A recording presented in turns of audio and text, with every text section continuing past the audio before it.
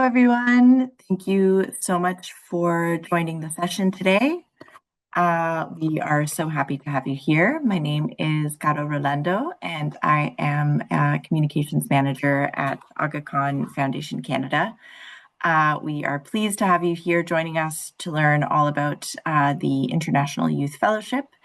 And I have some wonderful panelists with us today. So we have Konrad Korozowski, who is a consultant with AKFC Foundation Canada and who leads our pre-departure training program and leads a lot of the fellowship training. We have Sophia Kara, who was a health system strengthening fellow in Dar es Salaam, Tanzania, from 2023 to 2024. We have Lorenzo Luis Peñatalara, who is a current climate resilience fellow in Kampala, Uganda. We have Mahir Hamid, who was a virtual Accelerate fellow at Accelerate Prosperity in Bishkek, Kyrgyz Republic from 2024 to 2025. We have Henry Ndagire, who is a climate resilience coordinator with AKFC Foundation, Uganda.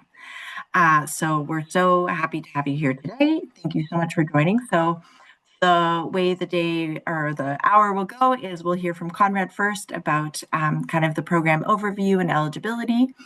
And then we will hear directly from panelists about their experiences as fellows and as in Henry's case, what it's like to be on the team, the local team and working with fellows.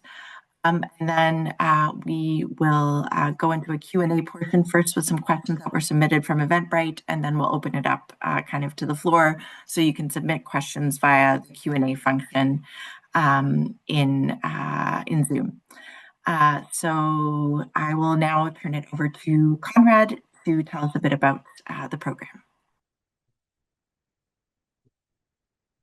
Thank you for that, Carol. Okay. Can I just get the slideshow, please? Thank you. All right. Whenever you're ready, Bronan. So first of all, warm welcome to everyone. My name is Konrad Korozowski, as was mentioned, and so I play a number of different roles with the fellowship. One, I am the lead facilitator and designer behind a huge part of the pre-departure training, and I am one of the leads of the recruitment process. So I will be screening applications and also participating in interviews.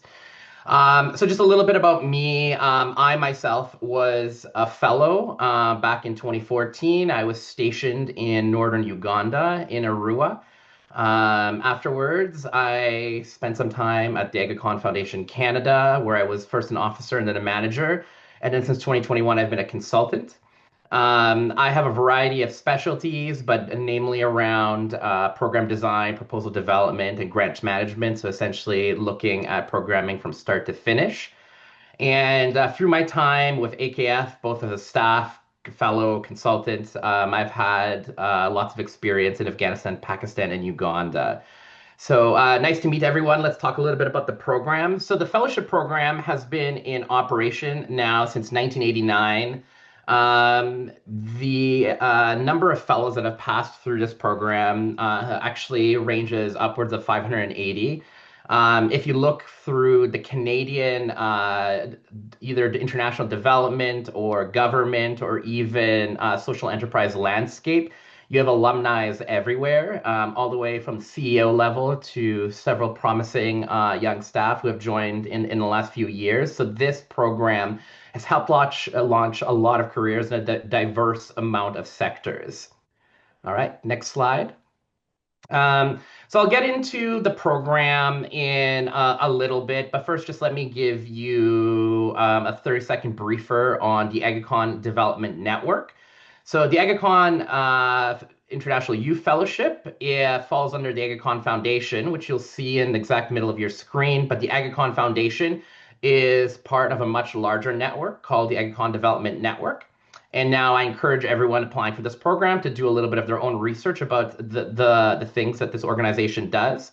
But some of the things I can tell you that this is one of the world's largest development organizations. It is unique in the fact that within its network, there are a number of different organizations who play different roles. So, for example, there's economic development organizations where they're creating for-profit enterprises and creating jobs, contributing to tax bases, and also helping economies look at where the future is, both for things like what's being produced, but also what jobs might look like. We have social development, where you're more traditional kind of international development organization where the foundation sits, but also we have our universities, health services, education services, and then there's a cultural element as well, where we're looking at the preservation of culture. Now, fellowship programs generally end up falling within the social development wing, quite often within AGACON Foundation, but we have sent fellows to both the AGACON University, University of Central Asia, education services, health services, and a variety of others. And then to some of the other arms as well, too. So there's a lot of different things going on within this organization, and I would encourage you to take a look at what might align with your interests specifically. All right, next slide.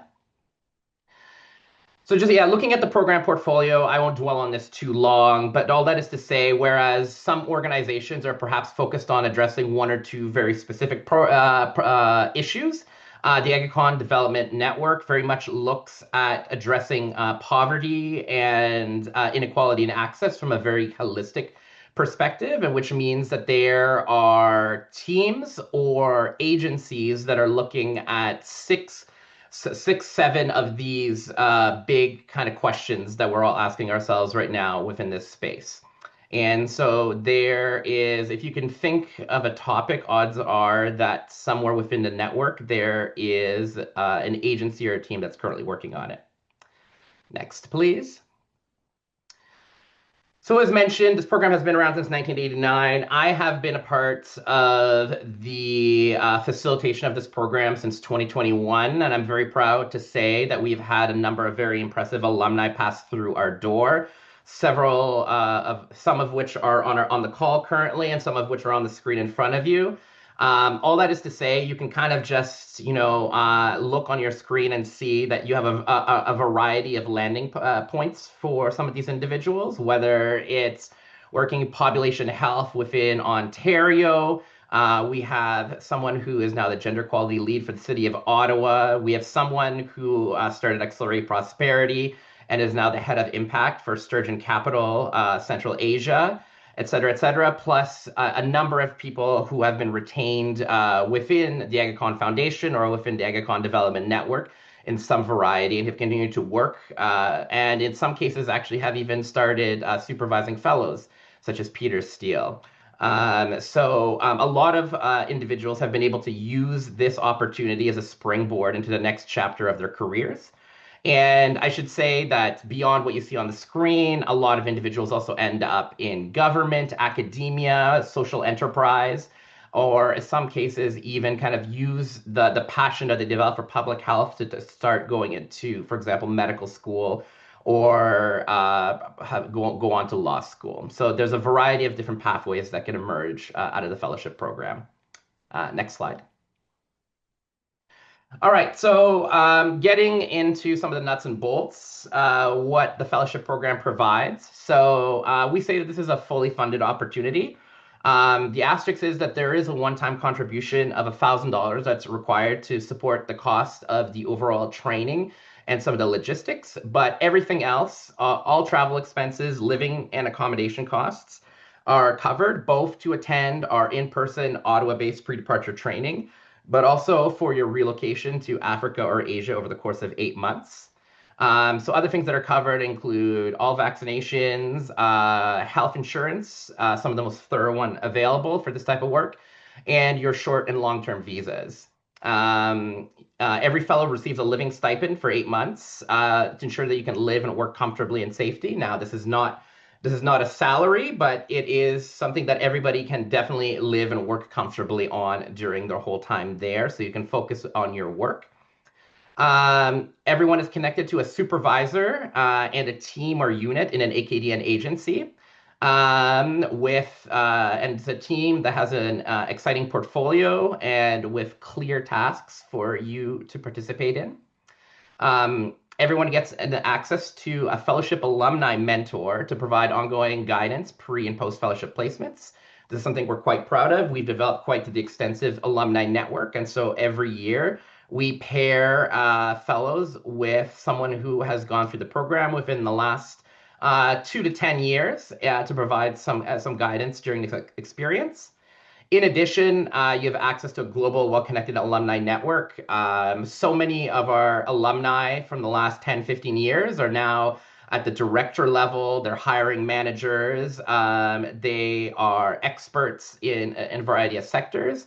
And AGACON Foundation Canada, plus the facilitators of the program, are still in contact with a lot of them. So we can provide a lot of networking support in that way. And finally, what we call and what has been called best-in-class pre-departure training, which I'll talk a little bit about in a moment. All right, next slide. So this is something actually, by being part of this session, you're actually getting a larger insight than we usually give. We wanted to give more of an insight into the type of roles that you might be seeing within the fellowship program, just to kind of give you perhaps some food for thought as you're working on your application or perhaps thinking through some of your own career goals yourself. So one thing I will say that so these change from year to year because they're selected by the agencies themselves based on the needs of either the supervisor, the department, or the agency. And they can change year over year, but the most common types of roles are what we will talk about over the next slides. So you have your monitoring and evaluation or M&E professional. This is actually what I did as a fellow 12 years ago where you're using applied research methods to monitor the progress of ongoing projects, help contribute to adaptive programming, so making sure that people are taking the lessons of existing programming to inform the future and help develop designs for forthcoming projects. We have a lot of partnerships roles, so where you use your research and writing skills to develop either strong concept notes or proposals to help yield future funding, something that's very important within this space right now. Organize and coordinate local design workshops to convert local ideas into strong designs, engaging donors to better understand their needs. Grant management fellows, so use strong organizational and writing skills to support the management of ongoing grants, so include things like work planning, reporting to donors, internal reporting, donor communications, etc. Gender equality advisor. So using strong understanding of gender equality and intersectional elements to advise program teams about incorporating gender equality into their current programs, monitoring evaluation, and future opportunities. Next slide, please. Very similar to the GE role, we have something in environmental climate change programming advisor. Lorenzo will give a bit of an insight into this in a few minutes. But where you use your strong understanding of environmental, climate change, or sustainability principles to incorporate into current and future programming, contribute towards grant management of ongoing environmental focused programming, perhaps contribute to some technical training as well. Very similar to health education technical advisor, so I won't go over that, but essentially same idea, but with a focus on a health or education lens. Every year we have a number of communications roles as well too. So those are individuals who use strong writing or storytelling skills or their visual design skills to help AKDN agencies present compelling stories of their work, both to audiences at home in the host country, but also back here in Canada, and help develop visually appealing and easy to understand materials for programming purposes. And then finally, next slide. Virtual Accelerate Prosperity Fellow. So Mahir will talk a little bit about his experience under this role. But for those of you who are interested in the IMM stream, the microfinance stream, this is what a role there might look like. So where you use strong understanding of startup business ventures to support Accelerate Prosperity, which is the AKDN's business incubator / accelerator, to deliver startup support and mentorship services, either perhaps in person or virtually, and contribute to the expansion of Accelerate Prosperity into new geographies, et cetera, et cetera. All right, next. So I mentioned before the pre-departure training. The pre-departure training changes in length from year to year, depending on the funding available, but it's essentially 2.5 to 3 weeks, with the majority done in person in Ottawa in essentially like a workshop format. Some people call it development boot camp. And where everybody comes to Ottawa, stays together in a hotel, and then attends these sessions where you have a lot of practical skills being taught and ongoing assignments to help you apply them. This is taught at an early mid-career professional level. So essentially, this makes sure that you have some of the fundamental skills that might be useful for your role, but perhaps for the sector as well. So something that you might be able to lean on perhaps for your next job. And some of the topics that are higher covered include participatory program design, results-based management, logic model development, concept note and proposal writing, gender equality, applying practical M&E skills, reporting, environmental sustainability in program design, and then, of course, things such as personal security and safeguarding.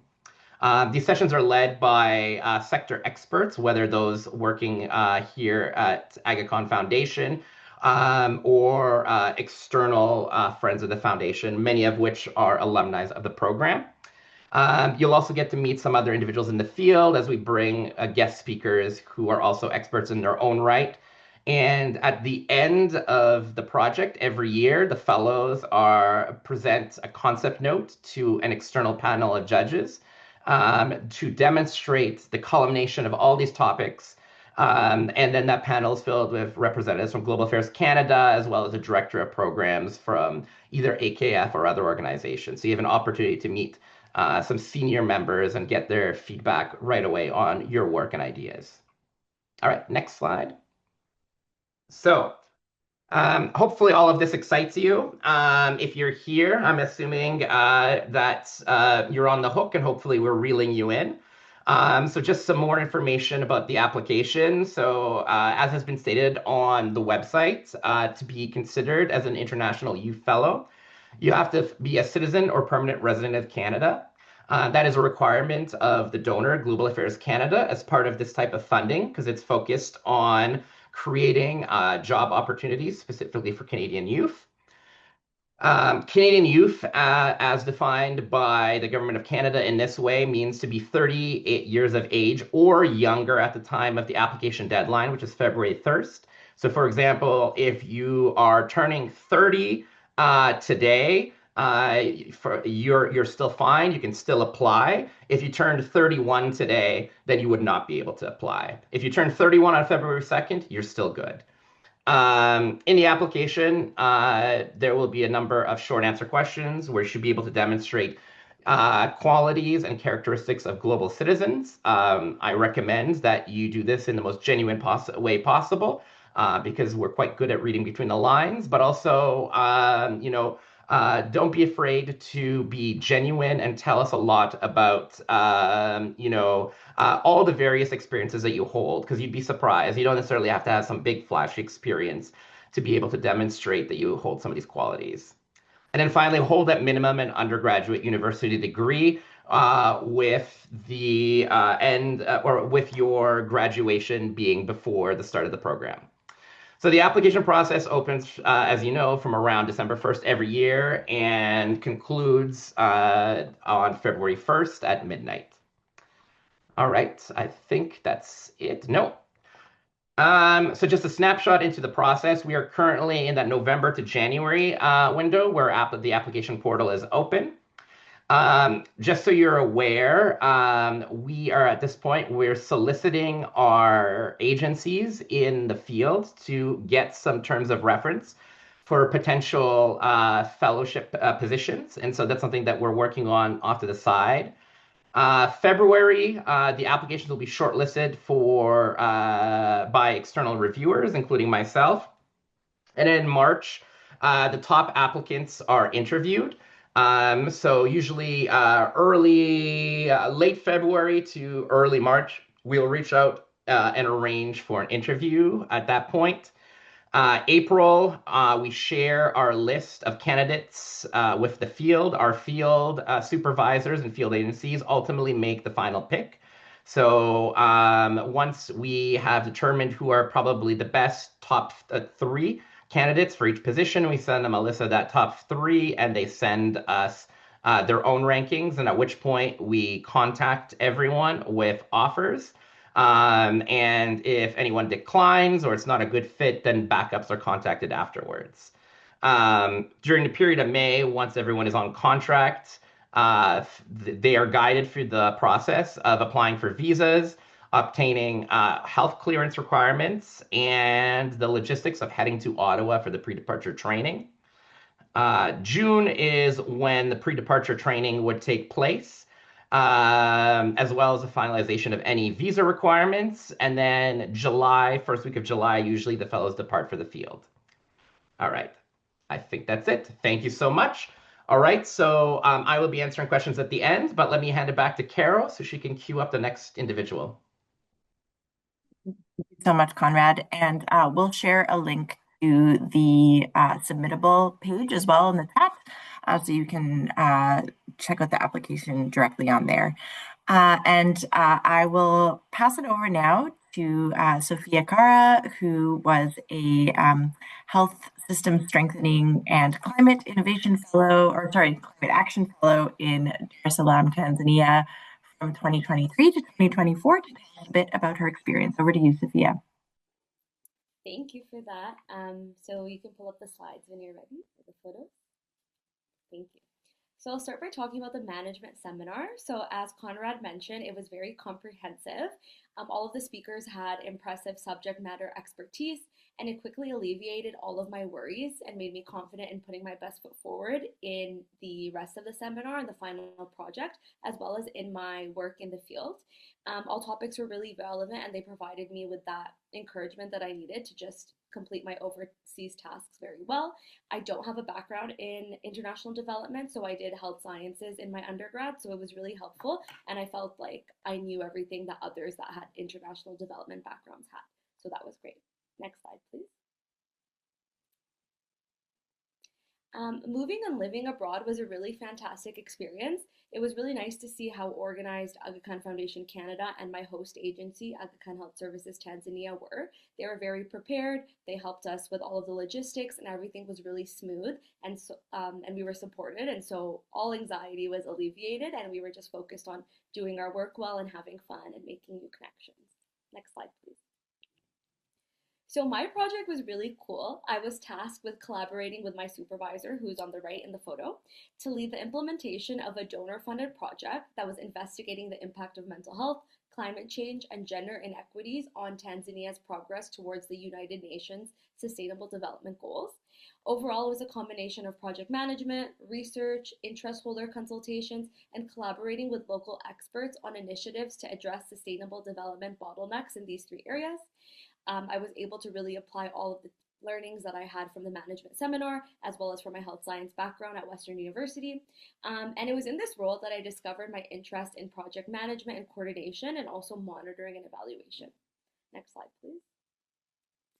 So the work environment was very welcoming. Everyone was very kind and helpful. I felt really integrated into the AKHST family, and I felt valued.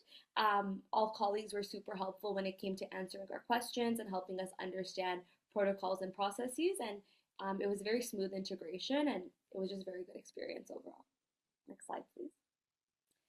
So during my placement, I developed a really strong working relationship with my supervisor. And what I found helpful was sharing with him my future career goals and interests, which was pursuing a master's of public health after the fellowship, and also my interest in health science research. And so we were able to tie these areas into the thematic areas of the project and our expected deliverables.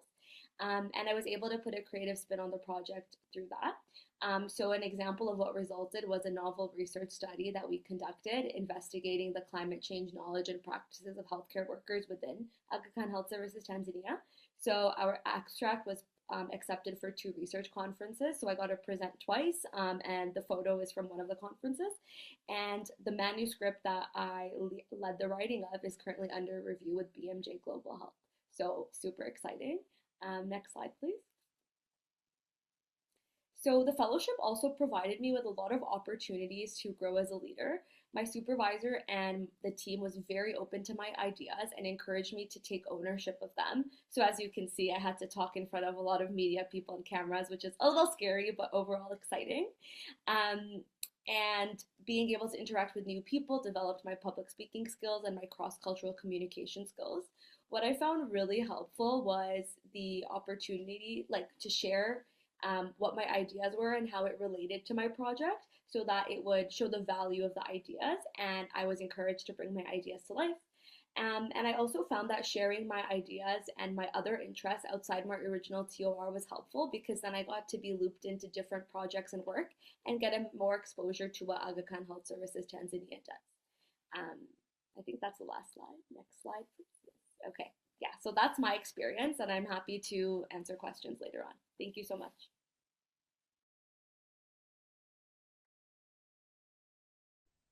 Thank you so much, Sophia. I'm so glad to hear about your experience and see those photos.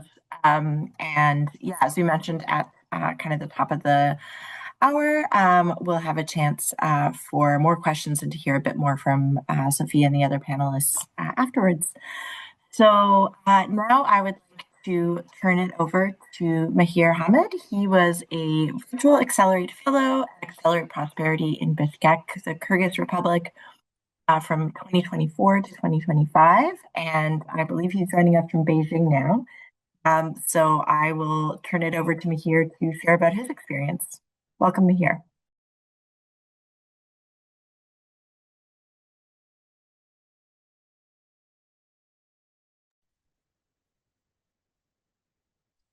I can't hear or see Mahir. Can you hear us? No, we can't see you and can't seem to hear you either. I can see your messages. Maybe what we can do is we'll go to Lorenzo for now, and then we'll come back to Mahir. Lorenzo, if that's okay with you. So I just want to make sure I have Lorenzo's title correct. Yes, Lorenzo is a Climate Resilience Fellow at Aga Khan Foundation Uganda in Kampala, and he's currently a fellow. So take it away, Lorenzo. Great, thank you so much.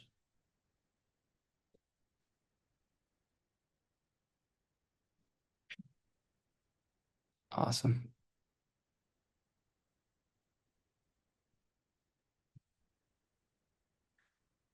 Okay. Well, first, it's very humbling to be on this panel alongside such remarkable individuals, each of whom I really greatly admire. I am a current fellow in Uganda. And I'd say the first defining aspect of the fellowship for me was definitely the relationship and the community building with the cohort and the broader AKFC staff during the departure training that we have in Ottawa.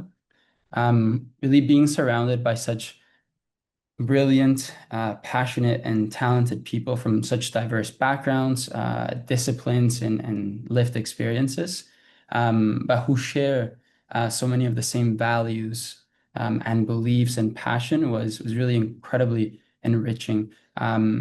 It certainly helps alleviate that sense of imposter syndrome or competition that you might expect across. It's also really comforting and really, really beautiful to know that you are embarking on this journey and this growth experience, which comes with so many challenges and beautiful moments in a really communal way, where you can always lean on the other fellows who are both with you in country, but then also are having a similar experience very, very close by. I think also Conrad does a really masterful job of condensing what could be several months of really practical development into education, into just a few weeks, and it's a bit intimidating and tiring and long days, but by the end, you really feel so much more confident. And for those hearing concepts for the first time, I know for myself, there were so many new ones that I was being introduced to. Um, you now felt like there was a very strong foundation um, and confidence and resources to build from. So that's webinar. I mean, sorry, that those sessions are super, super important and something that I'll always carry with me. So now arriving in Uganda, it's a mixture for me. It was a mixture of like nervousness and a lot of excitement. But truly, there are no words for the warm welcome from the office that we received, and for myself, especially from Henry, my supervisor, who will speak later today, who really from day one and really every day since has been incredibly supportive and kind. And in every aspect of my role, I've always felt very included and supported. Even from the very beginning, allowed enough space and time for me to learn and settle in, and found those key moments and when to really pull me into the work. In my role, I support the climate resilience portfolio, specifically in Uganda, which are focused on awareness, adaptation, and mitigation under three really exciting and innovative areas, with all with the goal of really building sustainable and resilient livelihoods for the smallhold farmers and their families. The three projects that I work on mainly are the Mandaleo African Regenerative Agriculture, the Grow Microforest Initiative, and Water and Energy for Scalability and Equity. And I won't get into the details of them, but I highly encourage you to go to our website and learn a bit more about them if these are areas that you're interested in working, because I do think that AgaCon Foundation is at the forefront of some of these projects, and the way that they approach their work is one that you can learn from, whether you go through this experience or are working in a different area. So like I mentioned, really from day one, my supervisor really brought me in and made sure that I was included and had an equal voice in every aspect of the portfolio and the decision making. I think the program is a really wonderful opportunity to learn, and there are so many ways to contribute. You're really encouraged to be creative, to take initiative, and really to explore opportunities across not just your specific area of work, but different thematic areas, different teams.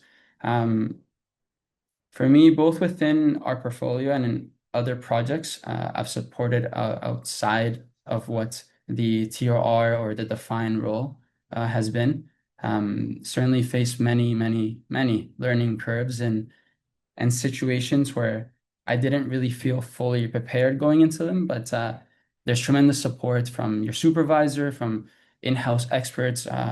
There's so many resources that have been developed, and even past fellows, which the Canadian network of fellows is really one that I would encourage you, even as you're going through the application process, to lean on, because they're very eager to help support at every stage.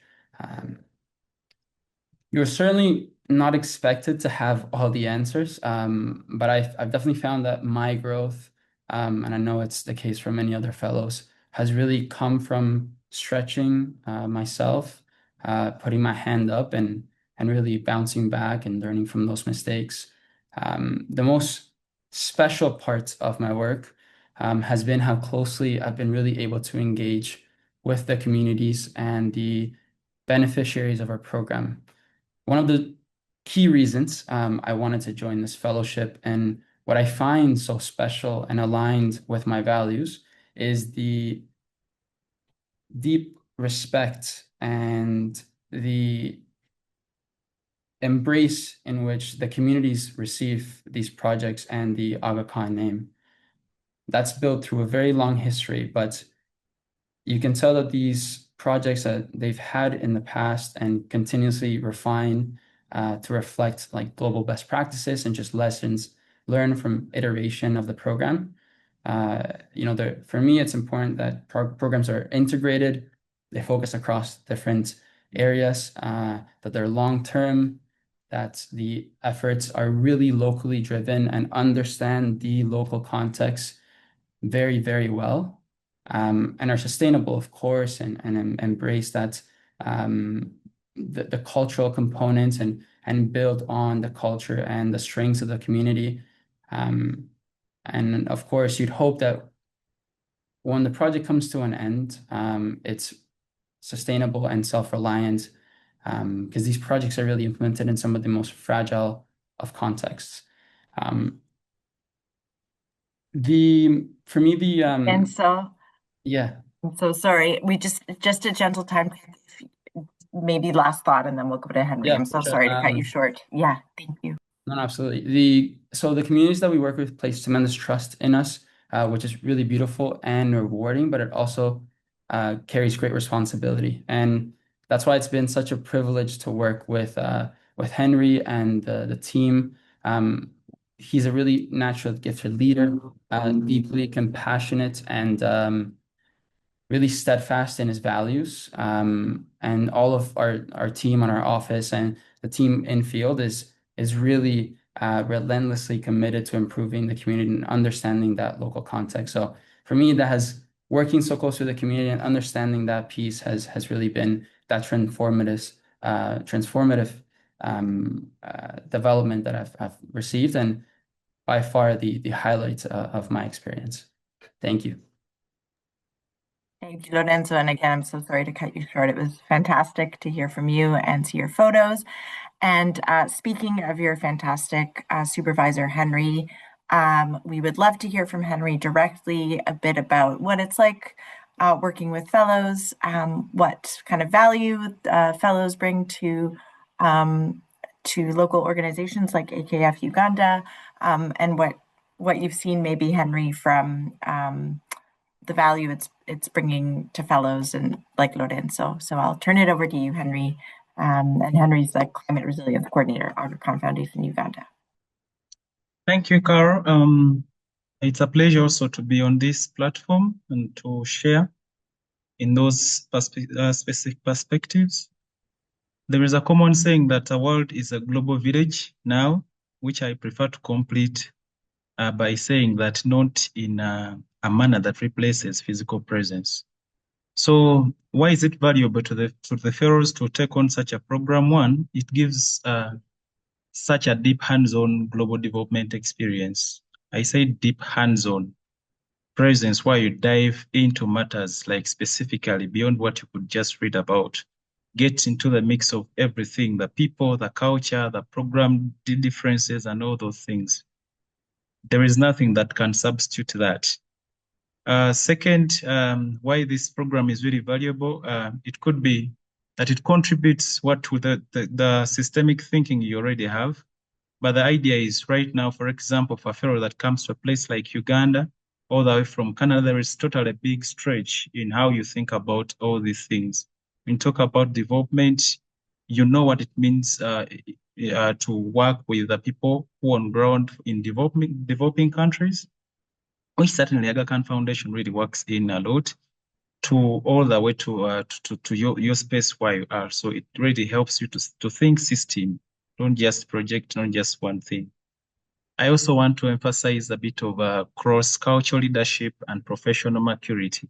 You have seen the entire system that you go through in the process of being built, being prepared for for the fellowship. Then when you get on ground, the things you go to, the experiences, all those will give you quite a robust experience that causes you to grow professionally and also mature in quite a number of areas. But one of the other things I appreciate is the chance to make meaningful contributions. Like I see how the fellows contribute, like Lorenzo right here. in some of the simple things. And again, I'm going to be talking about how that they contribute. But at the end of the day, you see that with the little, probably the resources you have, the knowledge you probably didn't know could be benefit to change systems, to change lives. That could be one of the ways that I think the chance that this program gives you. How do fellows really contribute? Now, my presentation may be so much in context to our country, but I think it extends to majority of the countries where fellows are sent. The first one is general knowledge and skills. Being in Canada and growing up in a different environment, when you get to the different spaces where you're sent as fellows, there are skills that you bring. I usually tell Lorenzo that you have a chance, you've grown up with a computer. It is as simple as that. You've grown up with a computer, you can easily go through Excel, through excellent presentations. And before you know, you have some of the leaders in these spaces that are actually struggling with minor, simple things. That's how you could, I think that's how some fellows contribute, majority of them. And I noticed that the fellows have an added advantage of tech advancement and growth in such areas. So you don't really have to worry. You have already one of the simplest packages you can contribute, which is quite a good thing. The other one is programmatic contributions. When we host fellows, I mean, we bring them and onboard them into the entire cycle of the program. So it's up to you to use your experience, knowledge from school, lessons you have to just contribute to the designing and building, redesigning, sometimes packaging, addressing the gaps. You really can contribute, and fellows contribute to that. Lorenzo has been very supportive in proposal development and resource mobilization. That is one of the key things that all projects really need. And if you contribute to that, definitely there is a wave of satisfaction that you also have.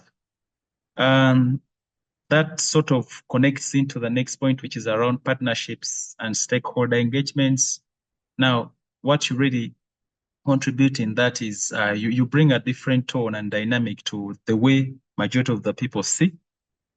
Just like we've worked with all the fellows who have been here, and I noticed that it usually ends a different way. It makes certain decisions quite easy to get over. Certain conclusions are reached, and in the process, because you have a fellow. And lastly, one of the things I think that fellows contribute so much to these programs where they go is communication and capacity strengthening. Lorenzo has really worked with for example, my team of Green Champions to enable them understand what we have recently, what we have the nature-based solutions platform for collecting all the data around our tree planting, regenerative agriculture, and all activities of the like. It was easy for him to download that information, to understanding and package it to other people. That's capacity strengthening, but also communicating the story. Here I am on this panel sharing about what is happening, how best, just only because he sees the contributions and shares back the feedback. And that's how we end up here.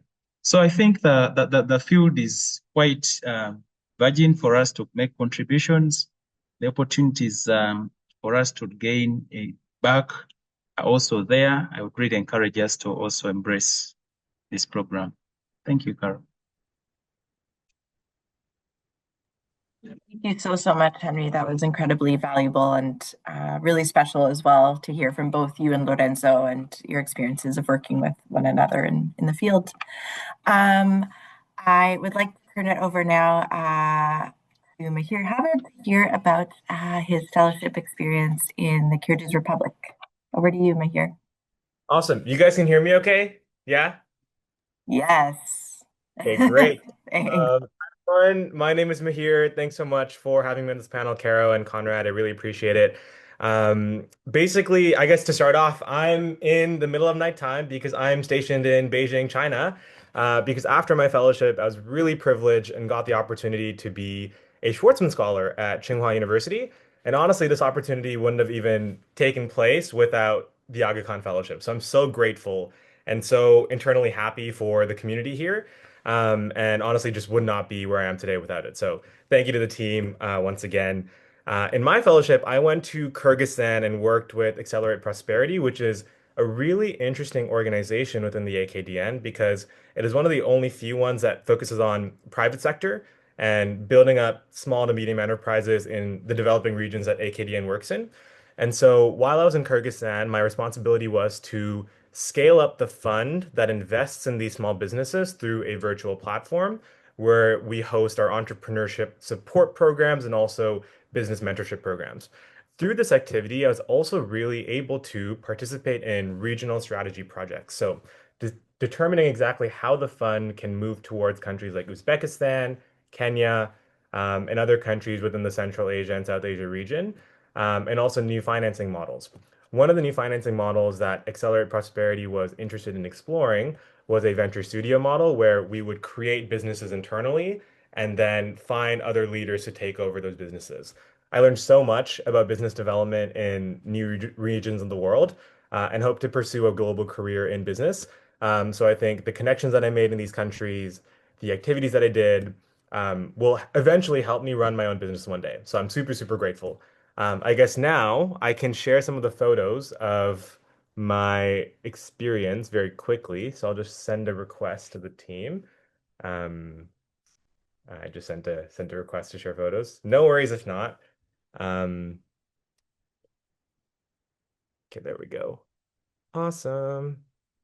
Cool. So if you guys can see my screen, this was me and another fellow in Kyrgyzstan.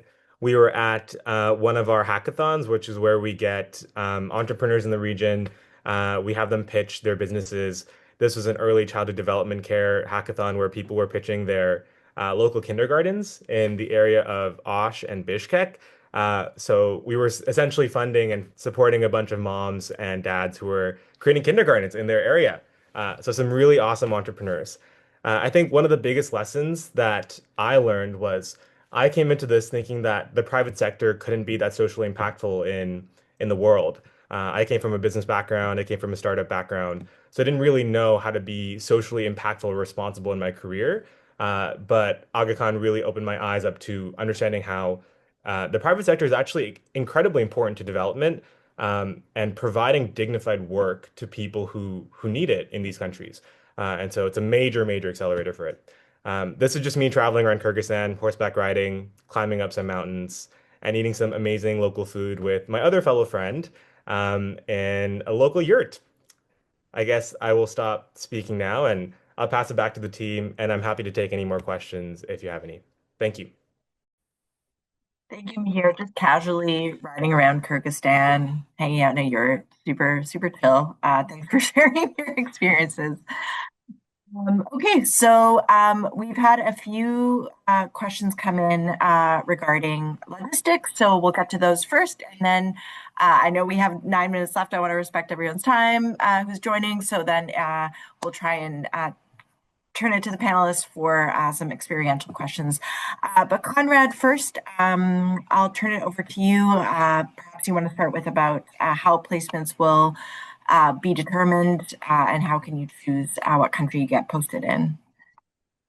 Yeah, thank you for that, Caro. So the roles are selected by AKFC based on submissions from the various field agencies. And so they are submitted based on essentially what needs to be done. And then so that is essentially chosen based on essentially what are the types of skill sets that we see that are coming through.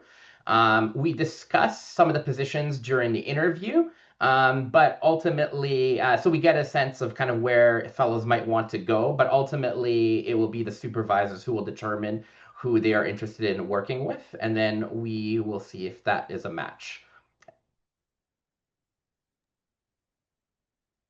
Thank you. And in terms of what you're looking for in a fellow, any advice on the application?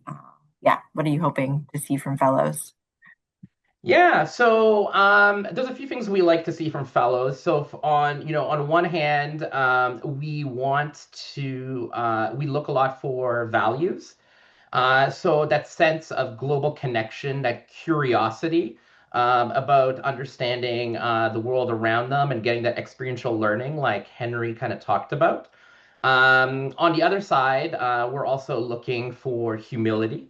That's a huge thing in this sector because while we all have our various backgrounds and expertise, we're going to a setting which is entirely new and where we will be working with individuals who have been there their whole lives and have been working on this for, in some cases, decades.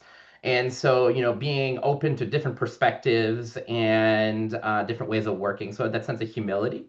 Other things that we're looking for as well is concrete skills. So again, those might be demonstrated through some of the roles you've had in your CV, but it could also be things from volunteer, stuff you've done on campus, stuff you've done as part of like your clubs and societies.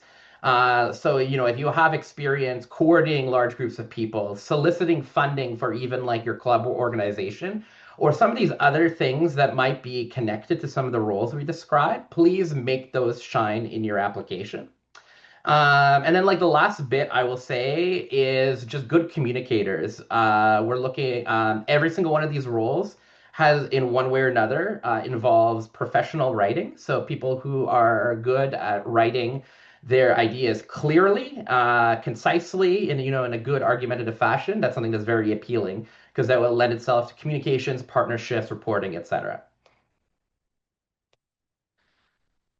Thank you so much, Conrad. That's great. Okay, wonderful. Carol, I Question. have four. Sorry, I have four questions. I Yeah, have a few questions here sure. in the Q&A function that I think I'll just Go quickly for go it. through. So the first question is, how much would that living stipend approximately be? So we don't actually reveal this information, but what I can tell you is that this amount will, in addition to covering your day-to-day living expenses, so your rent will be covered. You'll be able to eat comfortably, get to and from work, and then be able to also kind of be able to partake in a variety of activities as well to kind of integrate yourself. Very few people have not been able to successfully live within the stipend, so the stipend is enough to get by for the 8 months. Next question, is the age criteria strict? Can someone 31 years of age also apply? So yes, unfortunately, it is strict, and that's because this is determined by the donor, and so there's no way around this. Is India an eligible country for this program? So, if you're asking as an Indian citizen who doesn't have any Canadian citizenship, if you can apply, unfortunately, no.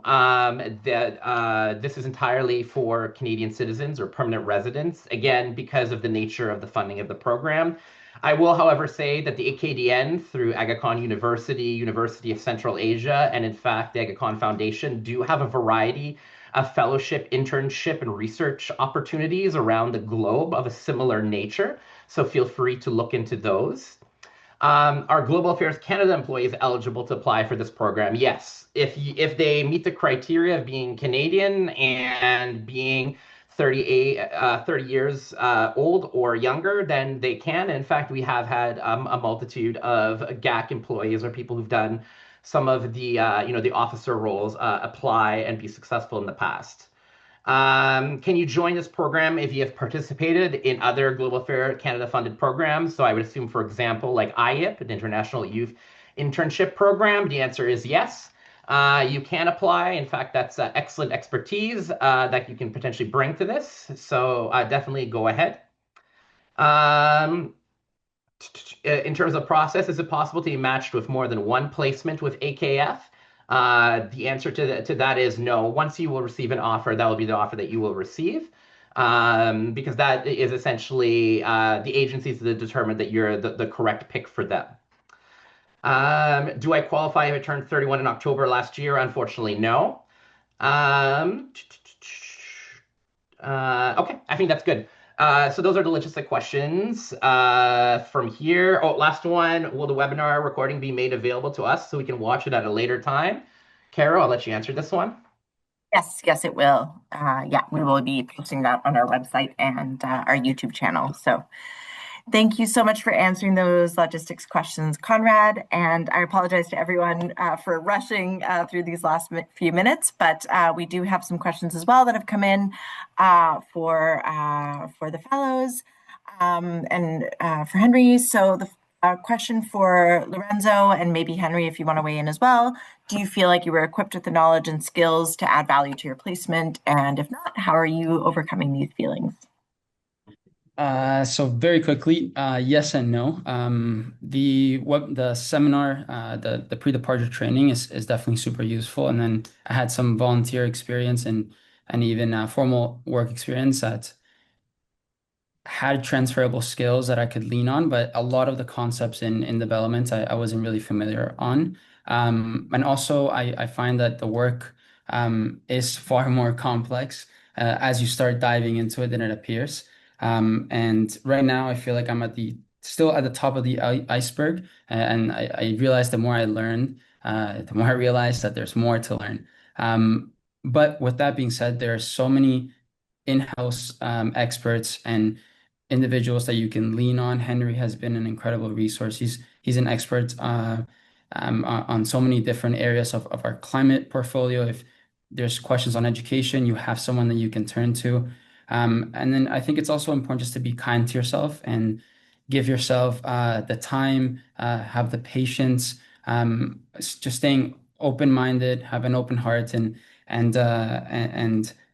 you'll realize, and I've realized really that I almost don't fully grasp the level to which I'm actually learning and growing. It's really silent and cumulative, but there's a aha moment that kind of sort of takes place, and it's really special, and you can apply those learnings with much more confidence as as you become more equipped with new tools and skills. And yeah, it's great. It's great to see that learning. And I know the other fellows here in Uganda are feeling that confidence boost right now as well. Beautiful. Thank you. Yeah. Oh, sorry, Henry, go ahead. Oh, I believe you. There you go. It's fine. Lorenzo did it all. Oh, that was okay. Um, Sorry, Henry, was that a mistake? Or was it? Yes, okay. Um, Great. I know we are at time. If folks who are here are able to stay a few more minutes to hear from Sophia and Mahir and Henry as well, please do. If you are unable, we really thank you so much for joining the session today. We really, really hope you apply. Please believe in yourself. On our website, we have a list of frequently asked questions that you can refer to. The link for the application is on Submittable. You can also subscribe to our newsletter, which I'll ask Bronwyn to put in the chat because I don't have the function to do that. I've put it in the chat for the panelists. And that will keep the newsletter will give you updates and keep you posted on future events. But for those who are able to stay, I'll just turn it over to Mahir. And I know you mentioned a bit, Mahir, about what you're doing now after your fellowship. Maybe tell us a bit more about how your fellowship has fit into your career and how you see that all working together. Yeah, no, that's a really great question. I guess before I came into Aga Khan, I was at Queen's in the business program, very, very involved in the startup ecosystem, but was really craving a way for me to understand how to be more mission driven and also understand a place where I could be more socially impactful with my career and eventually become a social entrepreneur. But unfortunately, I wasn't able to discover that until I came to like the fellowship in Kyrgyzstan. And so it really opened my eyes up to how I can help in terms of a philanthropic perspective, but also in a development perspective. Right now, I'm a Schwarzman Scholar in China. The way I even got here was because my fellowship opened my eyes up to the world of the future of work and enterprise. And so my entire thesis here right now is discovering how can we build better work in developing regions of the world and in developed regions of the world, especially as AI and new technologies will influence the way we work. It's a very, very messy space, but realizing how much the small businesses that we funded at AP provided employment to those regions was like the most inspiring thing that I've noticed, and also like stories that I carry in the research that I do here. China is a very interesting ecosystem. And again, I'm only here because I did the fellowship. So happy to talk a little bit more about, I guess, that process if you're interested in Schwartzman. But yeah, AgaKhan was essentially the method in which I discovered social impact work in business and the future of work in enterprise. Beautiful. Thank you so much, Mahir. And Sophia, what was your experience like with the local team during your placement? And also, if you want to touch on building community generally, feel free to touch on that. Yeah, so I had a really fantastic experience with my two supervisors.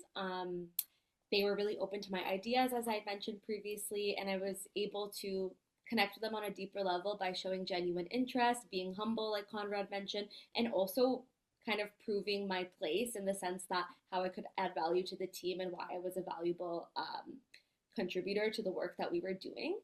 In terms of building community, we made a lot of friends through the hospital network, and then people working at the hospital introduced us to their networks. I'm also part of the Smiley community, so that was a nice way to get integrated to my faith and my culture in a different setting. And yeah, overall, it was fantastic. The local team are super open and they're super helpful to helping us integrate. And overall, it was just a wonderful experience. It really made me a better person and broadened my worldview. And I feel like now I look at things so much more differently with more critical thinking and sophistication of thought. And yeah, it's all because of the fellowship. Thank you so much, Sophia. This last minute, Henry, if there's anything else you wanted to add, please, over to you. Not so much, just to say that as you think about applying to the fellowship, it would be very, very nice that you are ready, first and foremost, to be authentic to yourself. That's a very critical thing. My experience dealing with fellows is that people who are authentic to themselves, who are open, who are willing to connect to new different dimensions, really contribute so much to the teams. So you must be authentic to who you are. You must be willing to adopt to different cultures, because surely you're going to go out of the thing that you're used to. How do you adopt? How do you bring forth your knowledge? How do you embrace what the other people are doing? So that should be something that you must be ready to do. And if you do that, I think that will really be a very good, give you a good experience with the fellowships. People will appreciate you and they'll be willing to open up all their boundaries to you. Thank you. Thank you so much, Henry, and thanks for your time. Conrad can answer a few more questions in the Q&A function. I just wanted to note to the other panelists, if you have other commitments, other folks on the call, if you need to leave, that is A-OK. We are so grateful for your time and thank you for being here. And I'll turn it back over to Conrad for any additional Q&A questions. Thank you so much. Okay, so I'll just answer these that are in the Q&A function. All right, thanks so much, Mahir. First of all, I was wondering if there's a preference for graduate students or older professionals for this fellowship. I will say that there's no clear preference on this. We have had very recent graduates. So Mahir actually is a good example. I believe he was a recent graduate, age 21 at the time of starting his placement. We've also had a few other recent graduates as well.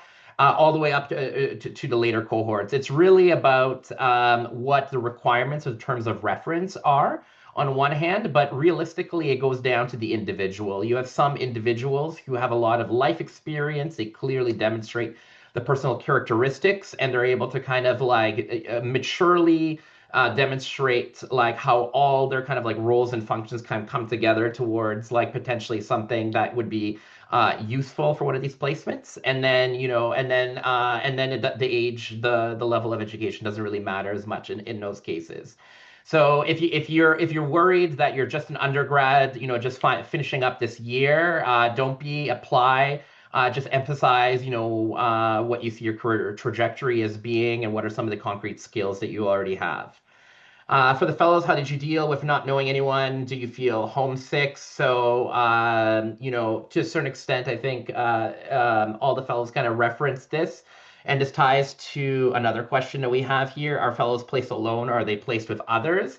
So, well, while historically we have occasionally had a solo placement, our protocol is to generally send two or more fellows to each host country, and that allows them to have already like an innate sense of community with the other fellows that they have.